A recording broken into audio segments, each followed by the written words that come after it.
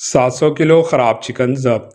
सिकंदराबाद के बेगमपेट के प्रकाश नगर में टास्क फोर्स के अहदेदारों ने 700 किलो खराब चिकन को जब्त कर लिया, जो एक हफ्ते से लेकर एक महीने कबल स्टोर किया गया था। इसको फरोख्त किया जा रहा था।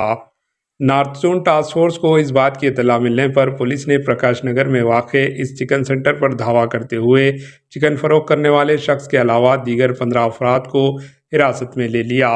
टास्क फोर्स की टीम ने बल्दिया के फूड सेफ्टी अहदेदारों के साथ मिलकर धावा किया और गोश्त के नमूनों को जांच के लिए लैब को रवाना कर दिया।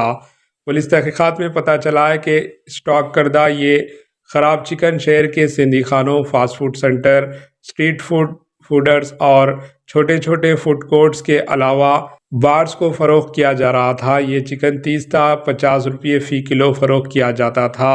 मुकामी अफराद ने शिकायत के बाद यही शख्स को कंटोनमेंट और रसूलपुरा में भी इस तरह का चिकन फरोख्त किया था और वहां चिकन सेंटर बंद करने के बाद प्रकाश नगर में बालया चिकन सेंटर के नाम से नई दुकान शुरू की थी।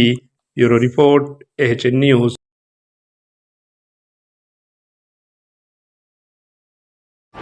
AHN न्यूज़ को लाइक करें, शेयर करें और सब्सक्राइब करना ना भूलें।